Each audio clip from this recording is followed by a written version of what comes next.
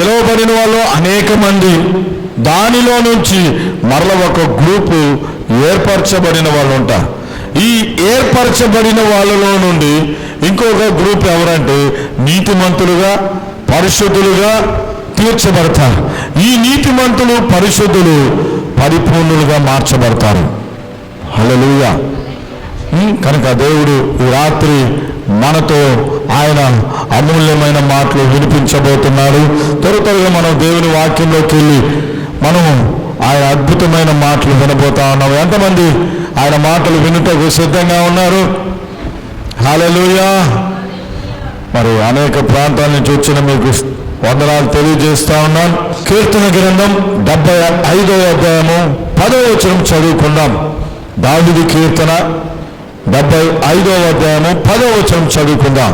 భక్తిహీనుల కొమ్ములన్నిటినీ నేను విరగొట్టదను, నీతిమంతుల కొమ్ములను హెచ్చింపబడును. ఆమేన్. భక్తిహీనుల కొమ్ములన్నిటినీ నేను విరగొట్టెదను, నీతిమంతుల కొమ్ములను హెచ్చింపబడును. భక్తిహీనుల కొమ్ములను ఆయన విరగొట్టుతాడంట, నీతిమంతుల యొక్క కొమ్ములను హెచ్చింపజేస్తారని ఇక్కడ దేవుని వాక్యం ఈ రాత్రికాల మందు మనకు తెలియజేయబడతాం. ఈ దినాల్లో చాలా మంది హెచ్చింపబడాలని, గనులుగా మార్చబడాలని, హై పొజిషన్లో ఉండాలని, మనం ఏ జాబ్లో అయినా, ఏ వృత్తిలో అయినా, ఏ బిజినెస్లో అయినా త్వరగా మనము హెచ్చింపబడాలి, డెవలప్ కావాలి, అభివృద్ధి చెందాలని మనం కోరుకుంటా ఉన్నాం. చూడండి, ఇక్కడ ఒక మాట రాయబడింది, భక్తిహీనుల కొమ్ములన్నిటినీ విరగొట్టువాడు ఆయన, నీతిమంతుల యొక్క కొమ్ములను హెచ్చింపజేస్తాడంట. కొమ్ములు మనకేమన్నా ఉన్నాయా? అక్కడ ఎవరికైనా తలల మీద చూడండి, అక్షయ్ కానీ బన్ను కానీ, ఎందుకంటే వాళ్ళకి శుద్ధంగా కనబడుతూ ఉంటాం. కొమ్ములు ఏమన్నా ఉన్నాయా? కొమ్ములు, తలలకి కొమ్ములు ఎవరికి ఉంటాయి చెప్పండి? కొమ్ములు ఎవరికి ఉంటాయి? పశువులకు ఉంటాయి, జంతువులకు ఉంటాయి. మనుషులకు కొమ్ములు ఉంటాయా? వింటున్నారా? మనుషులకు కొమ్ములు ఉంటాయా? మరి ఇక్కడ దేవుని వాక్యం ఏమని రాయబడుతుందంటే, నీతిమంతుల కొమ్ములను ఆయన హెచ్చింపజేస్తాడంట, భక్తిహీనుల కొమ్ములను విరగొడతాడంట. కొమ్ము అనేది దేనికి సూచిస్తుందంటే అహంకారం, గర్వం, అవిధేయత, లోబడలేనితనం, మూఢత్వం, మూర్ఖత్వం, కోపిష్టితనం. ఈ కొమ్ములను ఏం చేస్తాడంట? దేవుడు విరగొడతాడంట. నీతిమంతుల యొక్క కొమ్ములు అంటే నీతిమంతులు వాళ్ళ యొక్క తలను ఆయన హెచ్చింపజేస్తాడు ఆయన. అందుకని ద్వితీయోపదేశకాండం 28వ అధ్యాయంలో రాయబడి ఉంటుంది, నేను మిమ్మల్ని పైవారిగా చేసేదను అన్నాడు. మిమ్మల్ని తోకలాగా పెట్టను, క్రింది స్థానంలో ఉంచును, మిమ్మల్ని తలగానే ఉంచుతాను అని దేవుని వాక్యం అంటుంది. అంటే మన కొమ్ములు హెచ్చించబడ్డం అంటే దీనికి అర్థం ఏంటంటే, బాగా అర్థం చేసుకోండి, మనల్ని పై స్థితిలో దేవుడు పెట్టబోతా ఉన్నాడు. నిన్ను తలగా మార్చబోతా ఉన్నాడు ఆయన. నిన్ను క్రింది స్థితిలో తోకలాగానే తోకాడించుకుంటూ క్రింది స్థితిలోని పడిపోయిన స్థితిలోనూ లేవలెత్తలేని స్థితిలోనే ఉండాలని దేవుడు కోరుకోవట్లేదు. మనల్ని దేవుడు ఈ రాత్రి ఏం కోరుకుంటున్నాడంటే, నీతిమంతుల యొక్క కొమ్ములు హెచ్చింపబడాలని దేవుడు కోరుకుంటా ఉన్నాడు. హల్లెలూయా. నీ చేతి పని దీవించబడాలి, నువ్వు చేస్తున్న బిజినెస్ దీవించబడాలి, నీ జాబ్ దీవించబడాలి, అనేక రీతిగా నువ్వు హెచ్చించబడాలని దేవుడు ఈ రాత్రి కాలమందు కోరుకుంటున్నాడు. అయితే కొన్ని షరతులు ఉన్నాయి, కొన్ని విషయాలు ఉన్నాయి. నేను త్వరగా మీకు తెలియజేసి మీ కొరకు ప్రార్థన చేయాలని ఆశపడతా ఉన్నాను. ఆమేన్. ఎంతమంది కొమ్ములు హెచ్చించబడాలని ఆశపడుతున్నారు? చెప్పండి. మీ కొమ్ము హెచ్చించబడాలని కోరుకుంటున్నారా? నా కొమ్ములు లేవయా అంటారా? నీ తలే నీ కొమ్ము. నీ తలను ఆయన పైకెత్తే స్థితిలో నిలబెట్టబోతా ఉన్నాడు. హల్లెలూయా. తోకలాగా ఉండాలని దేవుడు కోరుకోవట్లే. ఆయన మనముని లేవనెత్తి నిన్ను హెచ్చింపజేసి ఉన్నతమైన స్థితిలో ఉండాలని ఆశపడతా ఉన్నాడు. దేవుని పరిశుద్ధ గ్రంథం ప్రకారంగా చూచినట్లయితే కొన్ని మాటలు మనం త్వరగా చూసుకొని ముందుకు పోదాం. ద్వితీయోపదేశకాండం 28వ అధ్యాయం 1వ వచనం చదువుకుందాం. ముందుగా ద్వితీయోపదేశకాండం 28వ అధ్యాయం 1వ వచనం చదువుకుందాం. బైబిల్లోంచి అందరం తీసి, నీ దేవుడైన యెహోవా మాట శ్రద్ధగా విని నేడు నేను నీకు ఆజ్ఞాపించుచున్న ఆయన ఆజ్ఞలన్నిటిని అనుసరించి నడుచుకునేవాడలా నీ దేవుడైన యెహోవా భూమి మీద ఉన్న సమస్త జనుల కంటే నిన్ను హెచ్చించును. నువ్వు ఆయన మాటను శ్రద్ధగా విని ఆయన ఆజ్ఞలను అనుసరించుకొనుటకు నడుచుకుని ఎడలా నీ దేవుడైన యెహోవా, మన దేవుడైన యెహోవా, నా దేవుడైన యెహోవా ఈ భూమి మీద ఉన్నటువంటి సమస్త జనముల కంటే నిన్ను నన్ను మీ వీధిలో, మీ కుటుంబాల్లో, మీ బంధువుల్లో ఎక్కడున్నా నిన్ను ఆయన తలగానే ఉంచుతానంటున్నాడు. తోకలాగా ఉంచడంట. నిన్ను పై స్థితిలోనే ఉంచుతానన్నాడు ఆయన. నిన్ను క్రింది స్థితిలో ఉంచడు. కాళ్ళ దగ్గర పెట్టడు ఆయన, చెప్పుల దగ్గర పెట్టడు. నిన్ను పై స్థితిలోనే ఉంచుతానంటున్నాడు. ఆమేన్. నిన్ను హెచ్చింపజేస్తానన్నాడు. నీ నామం హెచ్చించబడుతుంది. హల్లెలూయా. నీ పేరు హెచ్చించబడుతుంది.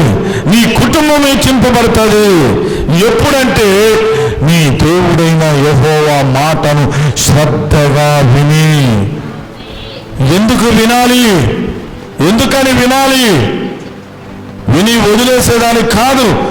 ఆయన యొక్క మాటలు, ఆ ఆజ్ఞలను అనుసరించి గైకొని నడుచుకునే దాని కొరకు.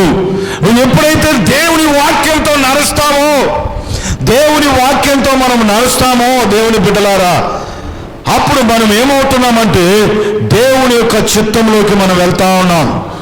దేవుని యొక్క అనుగ్రహంలోకి వెళ్తున్నాం. దేవుని యొక్క సంకల్పంలోకి వెళ్తున్నాం. నీ వాక్యము నా పాదములకు దీపము, నా త్రోవకు వెలుగై ఉందని దేవుని వాక్యం అంటాడు. ఈ వాక్యాన్ని మనం శ్రద్ధగా వింటూ ఆ ఆజ్ఞను గైకొని మనం నడుచుకుంటూ ముందుకు వెళ్ళినప్పుడు సమస్త జనుల కంటే కూడా దేవుడు నిన్ను హెచ్చింపజేస్తాడు. హల్లెలూయా. రాజుపాలెంలో ఎంతమంది బేల్దారులు ఉన్నాయి మనకు అనవసరం.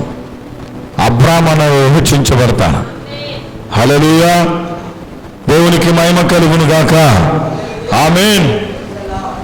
దేవుని వాక్యంలో శక్తి ఉంది కనుక 2 విషయాలు మీకు ఈ దినమున మీరు హెచ్చించబడాలంటే, మీరు పై స్థితిలోకి రావాలంటే, మీరు తలగా మార్చబడాలంటే, మనం ఎన్నెన్నో కష్టాలు పడుతున్నాం. ఓటీలు ఇంకా ఇంకా ఇంకా ఎంతమంది నేను గమనిస్తూ ఉంటాను. పగలనక రాత్రి అనక అదనక ఇదనక కష్టపడుతున్నారు. మంచిది. ఎందుకంటే మనం త్వరగా కొంచెం వాటి నుండి బయటపడాలని, కొన్ని అప్పులు తీర్చాలని, ఈఎంఐలు కట్టాలని, కుటుంబాన్ని లేవనెత్తాలని, త్వరగా మనం ముందుకు పోవాలని కష్టపడుతున్నాం. నీ కష్టాన్ని దేవుడు ఆశీర్వదించాలి. నీ చేతి పనిని దీవించాలి. మన దేవుడు సర్వశక్తిమంతుడైన దేవుడు. ఆయన నిన్న నేడు నిరంతరం ఏకరీతిగా ఉన్న దేవుడు. నీ ప్రార్థనకి జవాబు రావాలి. నువ్వు హెచ్చించబడాలి. కనుక మనం ఏం చేయాలంటే 2 విషయాలు ఉన్నాయి. మీకు ఆ 2 విషయాలు చెప్తాను. మీ హృదయంలో పెట్టుకోండి, జాగ్రత్తగా పెట్టుకోండి. ఈ దినము నుంచి నీవు దేవుని చేతిలో హెచ్చించబడే వ్యక్తిగా, హెచ్చించబడేదానిగా దేవుడు నిన్ను లేవనెత్తబోతా ఉన్నాడు. ఆయన నమ్మిన వాళ్ళు గట్టిగా చప్పట్లు కొడదాం. హల్లెలూయా. నీ దేవుడైన యెహోవా మాటని ఎలా వినాలి? శ్రద్ధగా వినాలి. ఎందుకని? నువ్వు అనుసరించేదాని కొరకు, నువ్వు హెచ్చింపబడేదాని కొరకు. నీ కులం నిన్ను ఒక్కరవే హెచ్చింపజేస్తాడు. నీ వంశం నిన్ను కొంతవరకు నిన్ను హెచ్చింపజేయొచ్చు. నీ బంధువులు, నీ స్నేహితులు కొంతవరకు నిన్ను హెచ్చింపజేయొచ్చు. కానీ దేవుడు నిన్ను ఏ విధంగా హెచ్చింపజేస్తాడు తెలుసా? అబ్రామును పిలిచాడు, అబ్రామా రా, ఆకాశం వైపు చూడు, అదిగో భూమి వైపు చూడు, లెక్కించగలుగుతావా నక్షత్రాన్ని? ఆ ఇసుక రేళ్ళువి లెక్కించలే. అంతగా నేను నీ సంతానాన్ని వర్ధిల్లింపజేస్తాను, విస్తరింపజేస్తానన్నాడు ఆయన.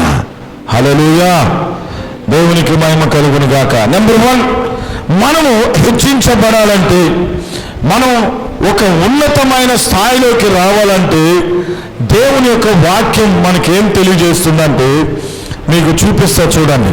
2 సమూయేలు గ్రంథం 7వ అధ్యాయము 15వ వచనం చదువుకుందాం. 2 సమూయేలు గ్రంథం 7వ అధ్యాయము 15వ వచనం నుంచి మనం చదువుకుందాం. నిన్ను స్థాపించుటకై 15 నిన్ను స్థాపించుటకై నేను కొట్టివేసిన సౌలునకు నా కృప దూరమైనట్లు అతనికి నా కృప దూరము చేయను. చదవండి, చదవండి. నీ మట్టుకు నీ కుటుంబం, నీ మట్టుకు నీ సంతానమును, నీ రాజ్యము స్థాపించుటకై నేను కొట్టివేసిన సౌలునకు నా కృప దూరమైనట్లు నేను చేయను, అతనికి నా కృప దూరము చేయను. హల్లెలూయా.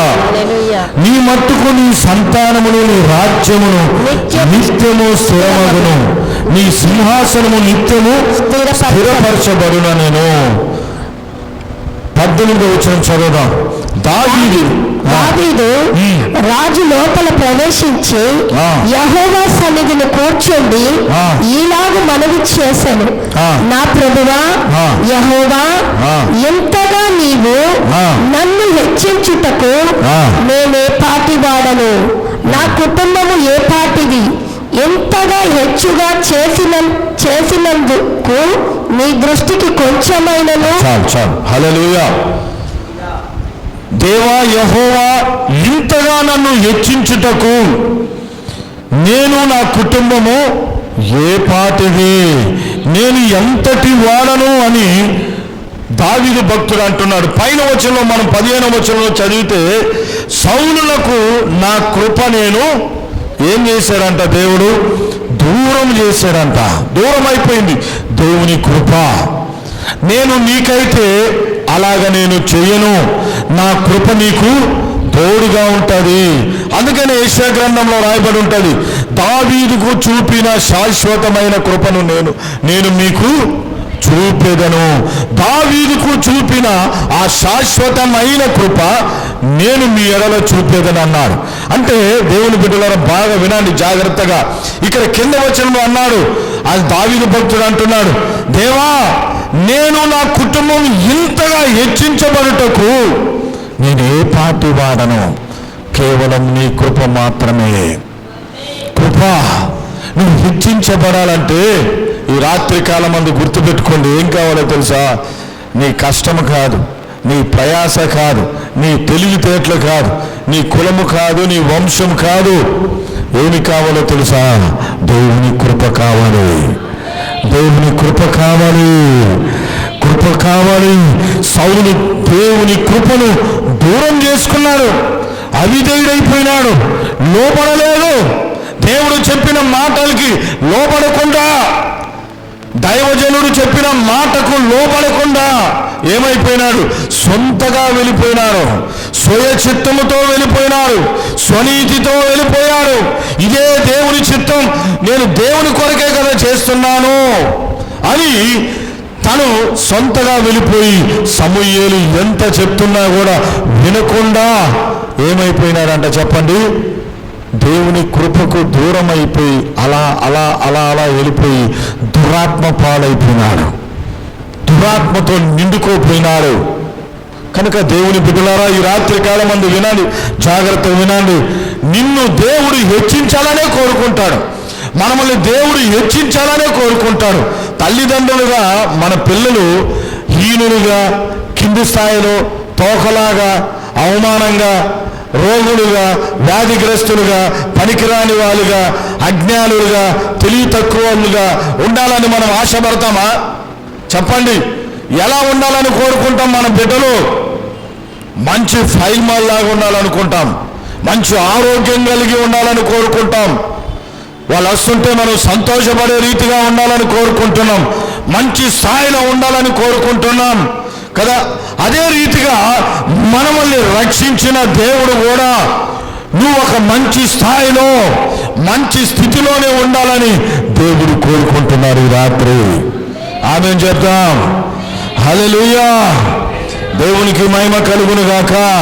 ఇప్పుడు ఏం జరిగిందంటే, సౌలుని దేవుడు అభిషేకించి రాజుగా చేసి ఆయనకి సింహాసనం ఇచ్చి ఆయన ప్రకారంగా నడవమంటే నడవలేదు.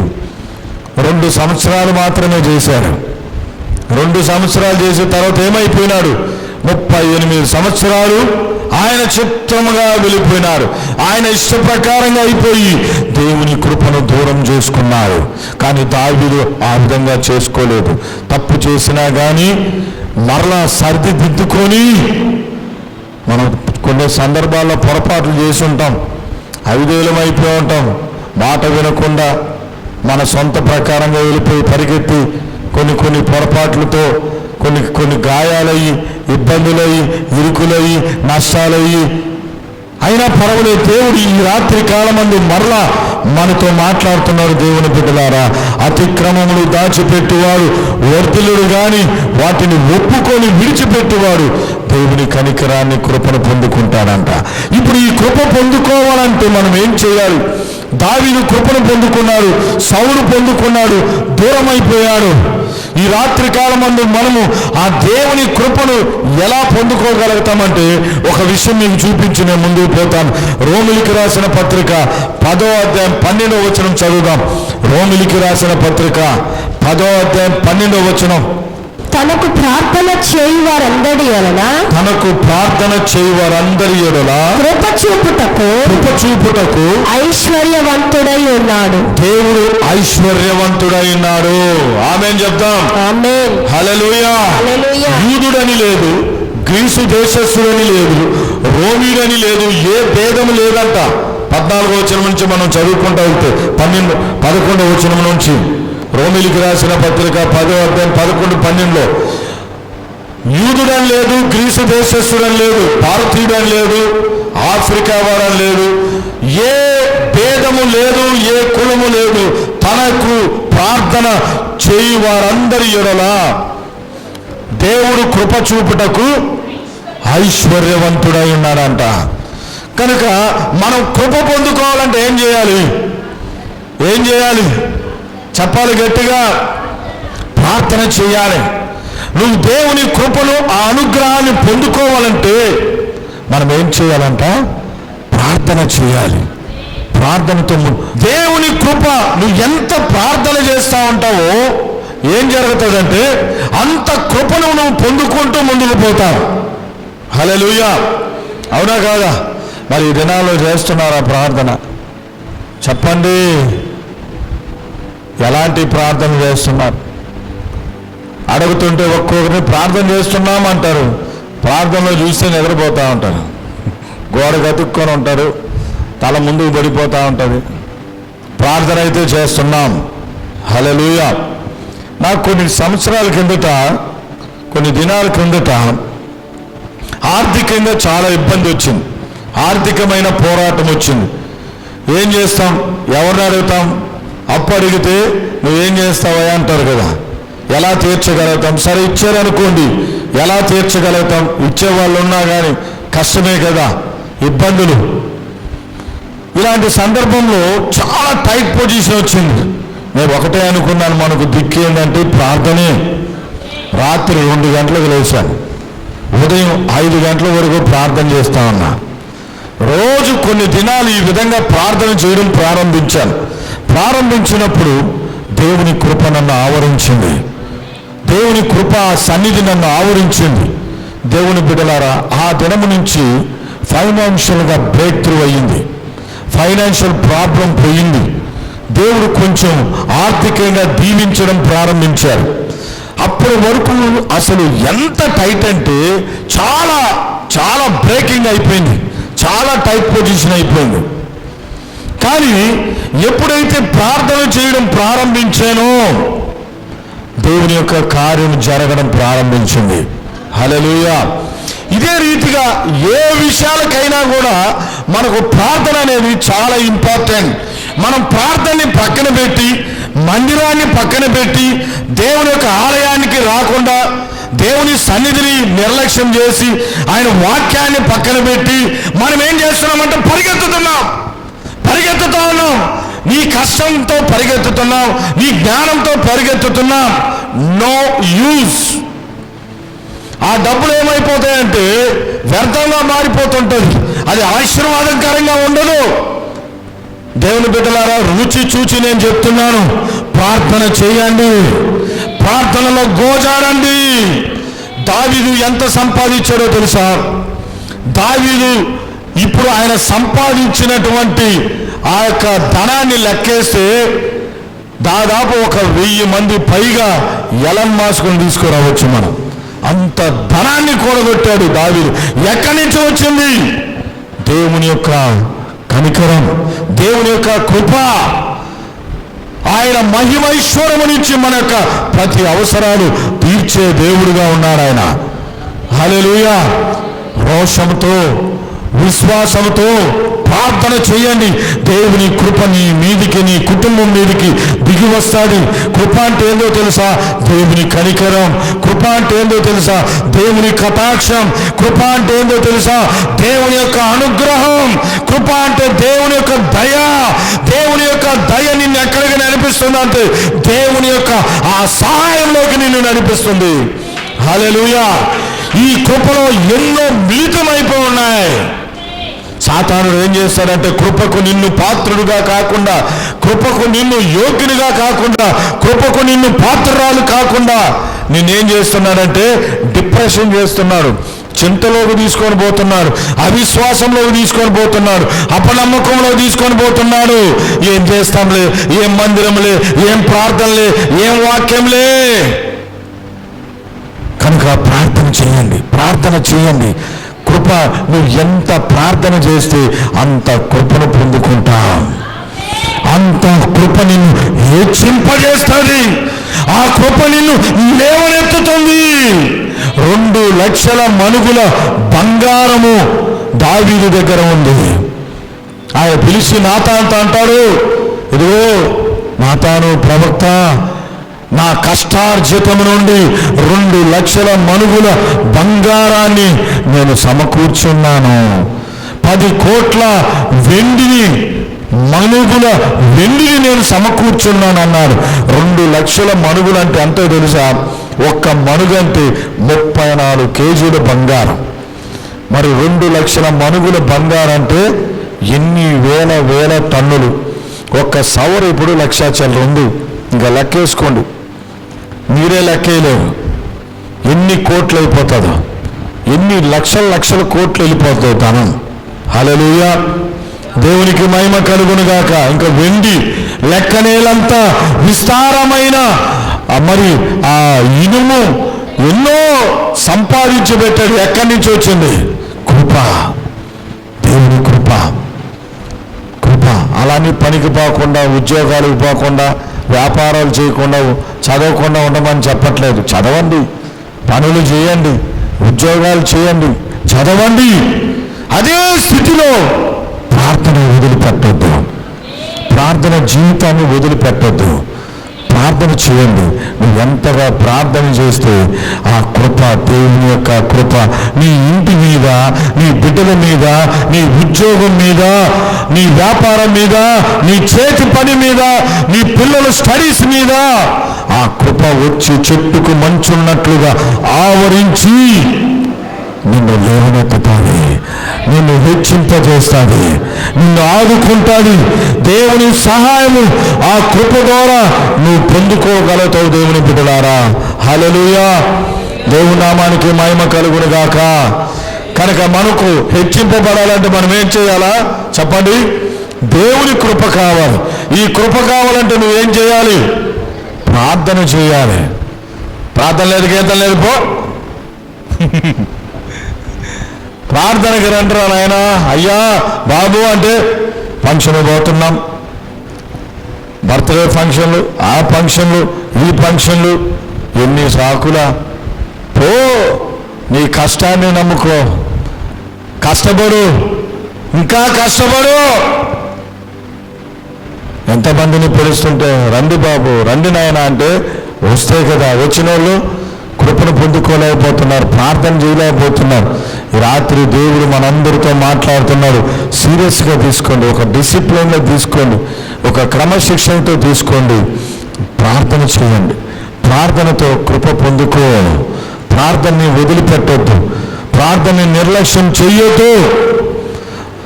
ప్రార్థనా పరులు కండి. నీ ఇంటి మీద, నీ కుటుంబం మీద, నీ భవిష్యత్తు మీద, నీ పిల్లల భవిష్యత్తు మీద దేవుని కృప ఆవరించబడతాది.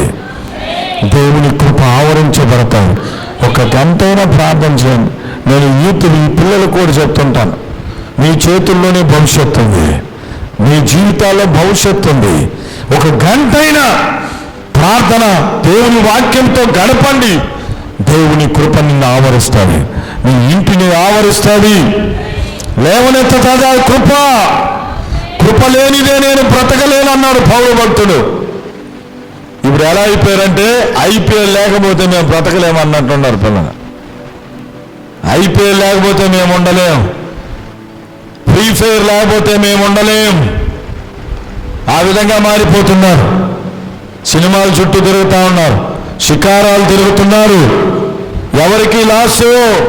సాతానుడు తొక్కి పారేస్తున్నాడు, హీనులుగా మార్చేస్తున్నాడు, పనికిరాని వాళ్ళుగా మార్చబడిపోతా ఉన్నారు, హెచ్చింపబడే స్థితిలో లేకుండా పోతా ఉన్నారు. దేవుని బిడ్డలారా, ఈ రాత్రి కాలమందు గమనించండి, తీర్మానం తీసుకోండి. మీ కొమ్మును హెచ్చించాలని దేవుడు కోరుకుంటున్నాడు. దేవుని మాటకు లోపడండి. దేవుని మాటకు లోబడి మనము వణుకుచూ ప్రార్థనతో ముందుకు వెళుతున్నప్పుడు దేవుని కృప నిన్ను ఆవరిస్తాడు. ఆ కృప నిన్ను హెచ్చింపజేస్తాడు. రెండోదిగా మనం చూద్దాం, రూతు గ్రంథం 3వ అధ్యాయం 10వ వచనం చదువుకుందాం. దేవుని బిడ్డలారా, రూతు గ్రంథం 3వ అధ్యాయము 10వ వచనం చదువుకుందాం. అతడు, నా కుమారి, యెహోవా చేత నీవు దీవెన నొందిన దానవు. కొద్దివారినే గాని గొప్పవారినే గాని యవ్వనస్తులను నీవు వెంబడింపక ఎందుట వలన నీ మునుపటి సత్ప్రవర్తన కంటే వెనుకటి కంటే సత్ప్రవర్తన మరీ ఎక్కువైనది. ఆమేన్. ఇక్కడ బోయాజు రూతుతో చెప్తా ఉన్నాడు. మనకు తెలుసు ఈ స్టోరీ అంతా. నయోమి తన యొక్క కుటుంబంతో కలిసి ఎక్కడికి వెళ్ళింది? కరువు వచ్చిందని దేవుని యొక్క బెత్లెహేమ్ అనేటువంటి నగరాన్ని వదులుకొని మోయాబు అన్ని దేశానికి వెళ్ళింది. వాళ్ళు నలుగురికి వెళ్తే, భార్య భర్త ఇద్దరు కొడుకులు వెళ్తే, ఒక్కటే మరి వస్తా తనకు కోడలైనటువంటి రూతుని తీసుకొని వచ్చింది. ఇప్పుడు వాళ్ళకి ఏమీ లేదు, ఏమీ లేని ఇస్త్రాకులాగా అయిపోయినారు, పేదలుగా మారిపోయారు, హీనులుగా ఉన్నారు, తోకలాగా ఉన్నారు, కింది స్థాయిలో ఉన్నారు. నయోమి చెప్పింది, అమ్మా బోయాజ్ అనే ఒక వ్యక్తి ఉన్నాడు, ఆయన మన దూరపు బంధువు చుట్టమవుతాడు, ఆయనకు పొలం ఉంది, ఆ పొలంలో వెళ్ళి నువ్వు పని చేసుకొని రా అని చెప్పి పంపించింది. ఏదైనా ఇస్తే అవన్నీ తీసుకొని మనము తింటూ ముందుకు పోతామని చెప్పింది. ఈ రూతు నయోమి చెప్పినట్లుగా ప్రతిరోజు వెళ్తా ఉంది, వస్తూ ఉంది, ప్రతిరోజు వెళ్తా ఉంది, వస్తూ ఉంది, వెళ్తా ఉంది, వస్తూ ఉంది. దినాలు గడిచిపోయింది. దేవుని బిడ్డలారా, దినాలు గడిచిపోయిన తర్వాత ఒకరోజు దేవుని సమయం వచ్చింది కదా. అందుకే ప్రసంగి గ్రంథం 3వ అధ్యాయంలో రాయబడి ఉంటుంది, హెచ్చించుటకు, తగ్గించుటకు, ఏడ్చుటకు, నవ్వుటకు సమయం ఉందంట. ఒక సమయం వచ్చినప్పుడు బోయాజు పిలిచాడు. అతడు పిలిచి, నా కుమారి, యెహోవా చేత నీవు దీవెన నొందిన దాను, కొద్దివారినే గాని గొప్పవారినే గాని యవ్వనస్తులను నీవు వెంబడింపక ఇందుట వలన నీ మునుపటి సత్ప్రవర్తన కంటే ఇప్పుడున్న సత్ప్రవర్తన ఇంకా ఎక్కువగా ఉంది. బోయాజు కనిపెట్టి చూస్తున్నాడు. ఈ యవనస్తురాల్ని గమనిస్తా ఉన్నాను, చూస్తా ఉన్నాడు. దినాలను బట్టి వచ్చినప్పటి నుండి ఆమె ప్రవర్తన చూస్తా ఉన్నాను. యవనస్తులు కనబడుతున్నప్పుడు ఆమె యొక్క నడవడి, ఆమె మాట తీరు, దూరంగా ఉండడం అన్నీ గమనిస్తా ఉన్నాడు.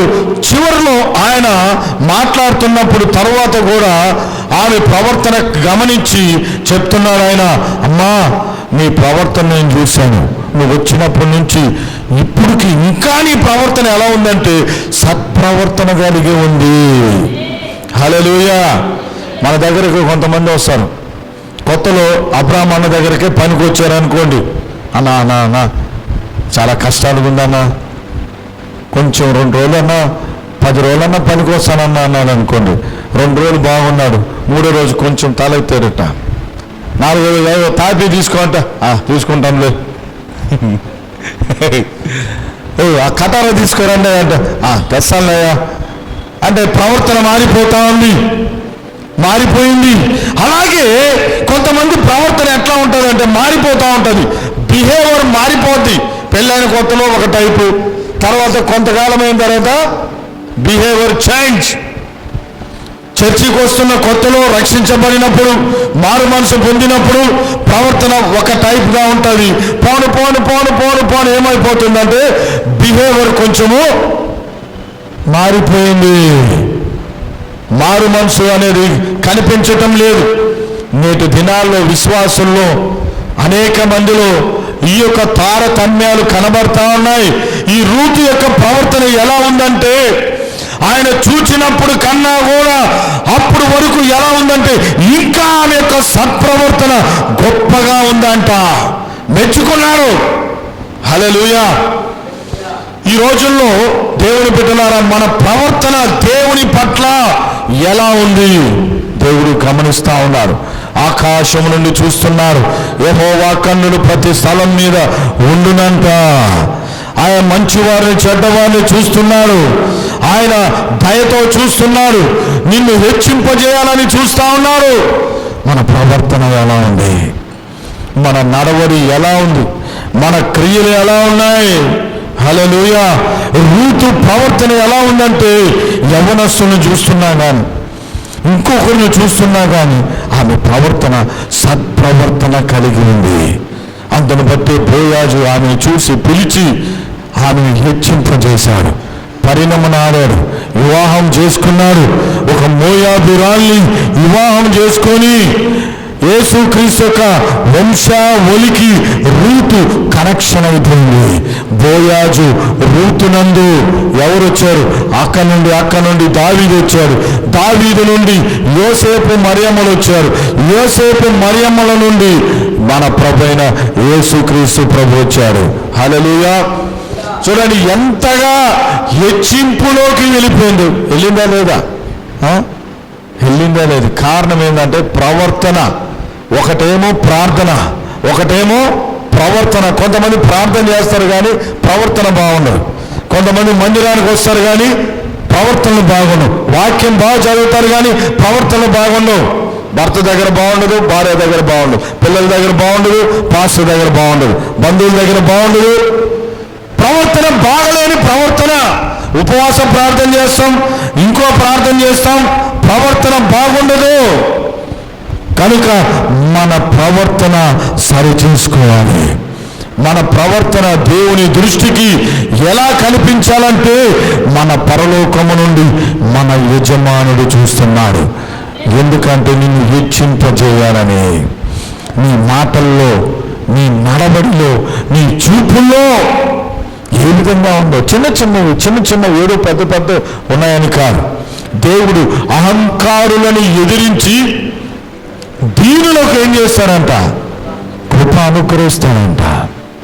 కనుక మనము అహంకారమైన దృష్టితో గర్వముగా లోబడలేని వాళ్ళుగా ఉండకుండా మనల్ని మనం తగ్గించుకుంటూ, మనల్ని సరి చేసుకుంటూ ప్రభు దృష్టికి మిమ్మును మీరు తగ్గించుకొనుడి.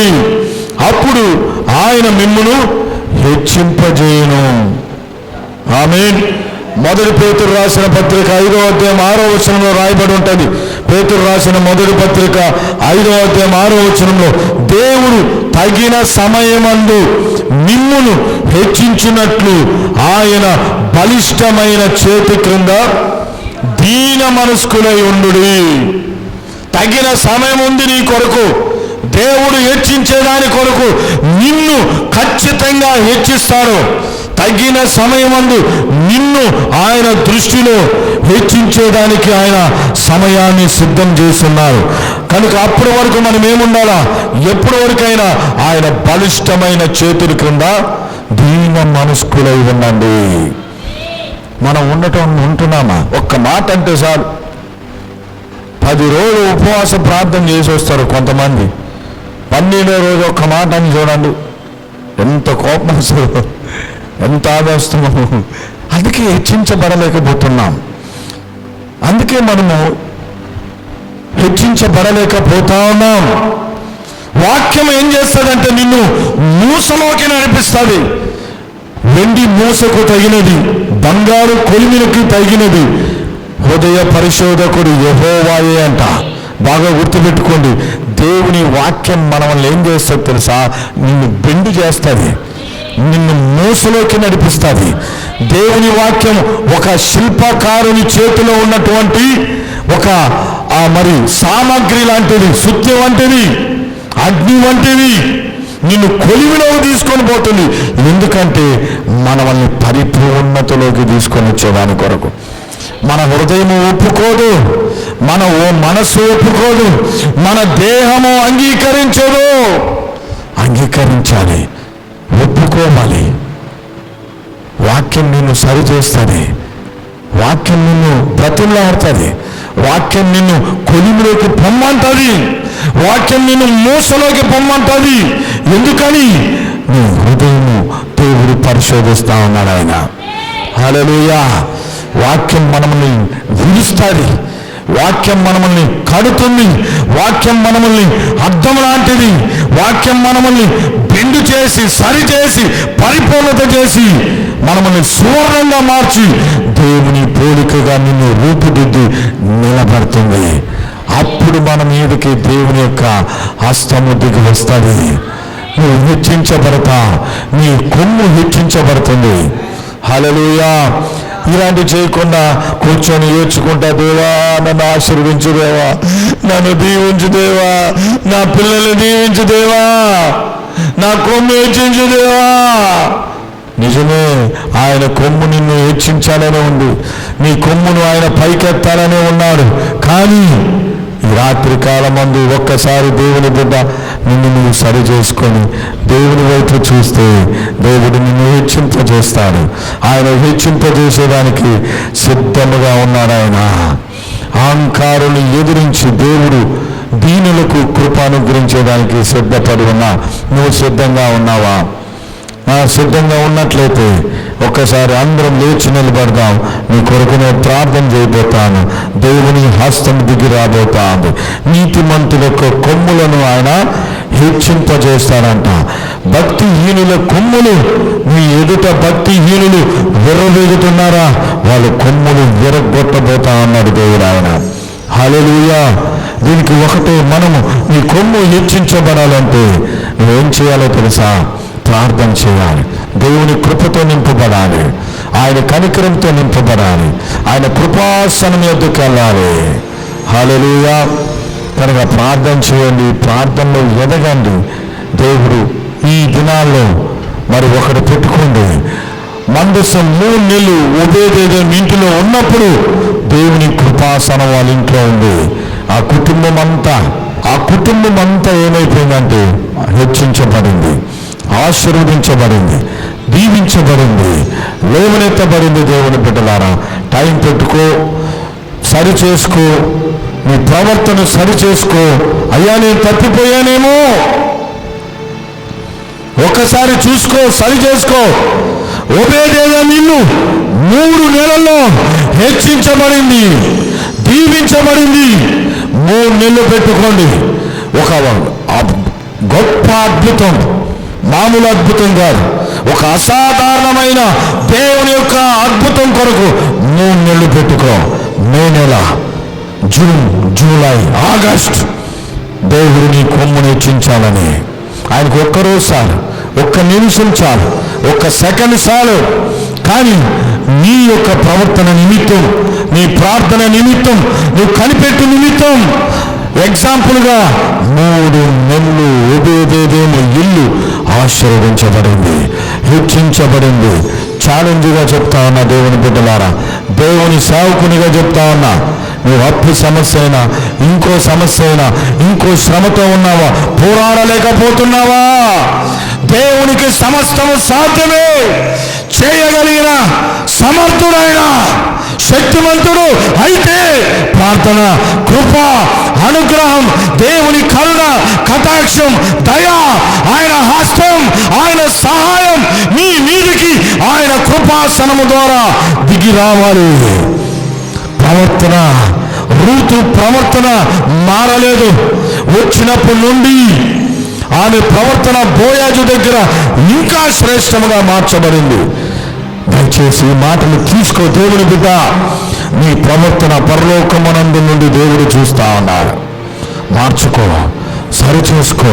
నీ మాట తీరు, నీ ఆలోచన, నీ నడవడి సరి చేసుకొని ప్రభు వైపు చూడు. దేవుని హస్తం నీ మీదికి, నీ కుటుంబం మీదికి దిగి రాబోతుంది. నిన్ను ఫైనాన్షియల్గా దేవుడు లేవనెత్తబోతున్నాడు. నీ పిల్లలు దీవించబోతున్నారు, ఆశీర్వదించబోతున్నారు. కమాన్ ఎవరిబడి, ఎంతమంది హెచ్చించబడాలని, నీ కొమ్ము హెచ్చించబడాలని. అయ్యా నేను ఎంత కష్టపడుతున్నా, నా కష్టము నన్ను లేవనెత్తలేకపోతా ఉంది. నేను ఎంత శ్రమ పడుతున్నా, ఆ శ్రమ నాకు ఆశీర్వాదకరంగా లేకుండా పోతా ఉంది. నేను ఎంత పెరుగులాడుతున్నా కానీ ఆ యొక్క బంధకాల నుంచి విడుదల పొందుకోలేకపోతా ఉన్నా. దేవుడు ఈ రాత్రి కాలం ముందు మనతో మాట్లాడుతూ ఉన్నాడు. ఆయన సరి చేయబోతా ఉన్నాడు, ఆయన దీవించబోతా ఉన్నాడు, ఆయన ఆశీర్వదించబోతా ఉన్నాడు. నేను మీ కొరకు ప్రార్థన చేయబోతా ఉన్నాను. Thank you Jesus, thank you Lord, thank you Holy Spirit. పరిశుద్ధులైన తండ్రి నీకు వందనాలు. యేసయ్యా ఈ రాత్రి కాలమందు ఇదిగో ఈ మాట ద్వారా ఎంతమంది అయితే అయ్యా మరి ప్రేరేపించబడి అయ్యా ఉన్నారు, ఆ బిడ్డల కొరకు నేను ప్రార్థన చేస్తున్నాను. ఆయన నీ హస్తము దిగి రావాలి, నీ హస్తము దిగి రావాలి, నీ హస్తము దిగి రావాలి. అయ్యా ఇదిగో లేవనెత్తండి, లేవనెత్తే నీ హస్తము కిందకి నీ బిడ్డలు తీసుకొని వస్తున్నాను. మా కష్టము కాదు, మా శ్రమ కాదు, మా వేదన కాదు, మా దుఃఖము కాదు, కానీ నీ కృప మాకు కావాలి, నీ కనికరం మాకు కావాలి, నీ అనుగ్రహం మాకు కావాలి, నీ దయ మాకు కావాలి, నీ సహాయం మాకు కావాలి. నాయన ప్రార్థనతో మమ్మల్ని లేవనెత్తండి, ప్రార్థనా పరులుగా మమ్మల్ని మార్చండి. ఇదిగో ఈ బిడ్డలు, నీ కుటుంబాన్ని నీ కృప ఆవరించునుగాక, నీ కృప ఆదుకునుగాక, నీ కృప లేవనెత్తునుగాక, నీ కృపతో నాయన బిడ్డలకి వాత్సల్యత కలుగునుగాక నేను ప్రార్థన చేస్తున్నా. అయ్యా ఎంతో మంది ప్రార్థన చేస్తున్నారు కానీ సరైన ప్రవర్తన లేకుండా ఉన్నారు. వాళ్ళ బిహేవియర్ మా బిహేవియర్ వేరుగా ఉందేమో నాయన. రూతు ప్రవర్తన చూసినప్పుడు ఒక బోయాజు హృదయమే కదిలించబడినట్లుగా మా ప్రవర్తనను చూసినప్పుడు, పరలోకము నుండి మమ్మల్ని దృష్టి నిలిపి నువ్వు చూస్తున్నప్పుడు నాయన, మా ప్రవర్తన నీ దృష్టిలో సత్ప్రవర్తనగా కనబడినప్పుడు మమ్మల్ని హెచ్చించే దేవుడివి నాయన, మమ్మల్ని నాయన లేవనెత్తే దేవుడివి నాయన. దీన మనస్సులో లేవనెత్తువారు, దీనులను లేవనెత్తువారు. హల్లెలూయా, థాంక్ యూ లార్డ్. దేవా సహాయం చేయండి ప్రభా, కృప అనుగ్రహించండి నాయన. నీ బిడ్డల్ని లేవనెత్తండి, నీ బిడ్డల్ని లేవనెత్తండి, మా పరిచయను లేవనెత్తండి, హెచ్చింపజేయమని అడుగుతున్నాను, సహాయము దయచేయమని అడుగుతున్నాము. నీ కృప ఆవరించబడాలి, నీ కృపలో మేము ముందుకు పోవాలి. నీ కృపాసనం ఎందుకు వస్తున్నాం? సహాయం చేయండి ప్రభువా, కృప చూపమని అడుగుతున్నాం. దయ్యపు శక్తుల ప్రభావం కాలిపోవాలని ప్రార్థన చేస్తున్నా. హెచ్చింపజేయండి, లేవనెత్తండి, ఆశీర్వదించండి, దీవించండి, బాగు చేయండి, బలపరచండి, కృపనివ్వండి, ప్రార్థనాత్మతో నింపండి. విశ్వాసంలో ఇంకా నమ్మకములో ఇంకా సత్ప్రవర్తనలో మమ్మల్ని ముందుకు తీసుకొని పోండి ప్రభువా. మాలో ఉన్న ఏ బలహీనతనైనా తొలగించమని, తీసివేయమని బతిమలాడుతున్నా. సరిచేయండి ప్రభువా, సరిచేయండి ప్రభువా, సరిచేయండి ప్రభువా, బలపరచండి ప్రభువా, శక్తినివ్వండి ప్రభువా, మమ్మల్ని లేవనెత్తండి ప్రభువా, ఆదుకోండి ప్రభువా. హల్లెలూయా. అడుగుదాం అడుగుదాం అడుగుదాం. దేవుడు దీవించబోతున్నాడు, దేవుడు దీవించబోతున్నాడు. అయ్యా దేవుడు దీవించబోతున్నాడు. అమ్మా నిన్ను దేవుడు దీవించబోతున్నాడు, హెచ్చింపజేస్తా ఉన్నాడు. హెచ్చింపజేసే సమయం ఆసన్నమైంది. ప్రార్థన వదలొద్దు. ఒకవేళ నీ ప్రవర్తన ఎలా ఉందో, నీ ఆలోచన విధానాలు ఎలా ఉన్నాయో, నీ రీతి ఎలా ఉందో ఒక్కసారి సరి చేసుకో బిడ్డ. దేవుడు ఆయన అహంకారులను ఎదిరించి దీనులకు కృప అనుగ్రహించబోతున్నాడు. ఈ రాత్రి అద్భుతాలు చెప్పబోతున్నారు, మీరు అద్భుతాలు చూడబోతున్నారు, సాక్ష్యాలు చూడబోతున్నారు.